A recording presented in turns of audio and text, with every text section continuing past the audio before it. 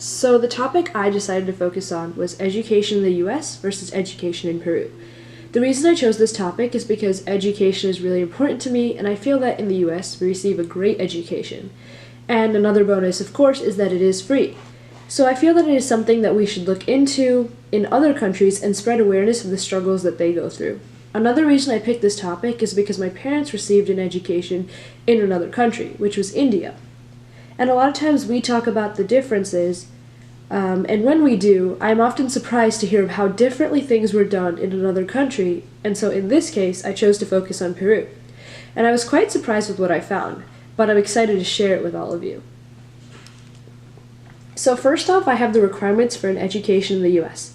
This focuses on an education for high school. So basically, first there are 2 to 3 years of science, 4 years of English, 3 years of math, 3 years of social studies, and then some schools require 2 years of a foreign language. Then there's usually some form of electives, and a physical education credit, and a health credit. This is what you need in order to graduate in most schools in the US. Now comparing that to Peru, they have requirements in hours and per week. And I found this really interesting, so just to quickly go through it, you would need 2 hours of English and an indigenous language, of art, civics, social skills, physical education, religious education, science, technology, and environmental studies, and vocational training. And then you would need 3 hours of math, communication, history, and economics, and then 9 hours of personal studies and electives. I thought this was really interesting because I never considered that it would be broken up into weeks or hours, but I think it is a very interesting way to look at it, and I'm glad to have found out how it's broken down. So some of the major differences I found were based on what one teacher put on a blog when she went to teach in a Spanish-speaking country. She talked about how teachers change classes instead of the students. I found this really interesting because it was actually something that my mom had told me about her educational experience in India. And so it's kind of fascinating to see that it is also done in other countries. It was cool to see that Peru has it too. And then also students are placed in one class for many years. So you're with the same students for a good amount of time, which I found very intriguing because in the US, obviously you change classes, so you're with a different group each time. And then I also found that the mandatory ages for schools were 6 to 16, which I found very interesting, but I also found something in the next slide that sort of refutes this in a way. And that is the problem faced in Peru. So 34% of students ages 5 to 17 are forced into labor. This kind of refutes the fact that students of ages 6 to 16 are required to go to school. This brings up the question that if they are forced to go into labor, how are they going to school? And this is kind of where a major problem in Peru comes in. These students are forced to enroll. That's where the trick is. They enroll, but they never end up actually going to school. They just end up going to work.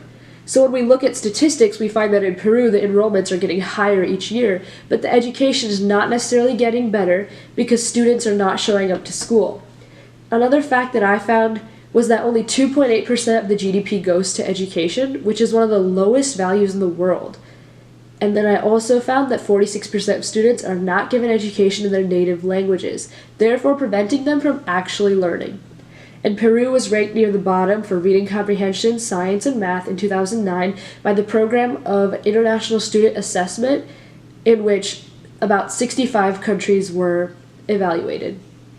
The reason I found these statistics so important was because these problems are faced in Peru, and they should be seen by more people and should be helped. I feel that these statistics only further prove of the issues that are presented in third world countries that students in the US don't necessarily think about because we have a great education and we are at a pace where the majority of students do receive a wonderful education. I also find these statistics very sad because I think that everyone should have an education and that it should be a right for people to be able to learn. Aside from all of this, I also had a conversation with a pen pal. My pen pal from Peru said that education in public schools is not that great. This just goes to show that how many people in Peru do realize this, and even students themselves realize that the education is not good. My pen pal also told me that it is common for students not to finish school. This is a very sad fact, but it does go with the statistics presented earlier. And of course, my pen pal said that children have to work, which, as I said before, is a major problem. Them having to work is the reason that they don't necessarily get the education that they should. So now, my future plan is to use this video to highlight the issues faced in other countries, and specifically for this one, Peru. But this isn't where we should stop. We should continue to address the concerns in other countries. I think that we should find more ways to help education, whether that be by buying a bracelet or a purse from another country to help out in raising money for education, or if it's simply by reading up on it and spreading the word. Because you never know who could hear what and where an amazing plan could start. And I also found a website to spread the word. It is the Help Peru organization. This organization was started in 2013 and it helps lower class students in Lima, Peru. I found this initiative very important because I feel that an education is a right that students should have, and these are our future generations that we are talking about. So whenever we can do something about it and whatever we can do to help, we should, because that will result in more people being educated and making educated decisions about the world. I find this issue very important to society today, and I can only hope that you agree with me on that. Thank you so much for listening.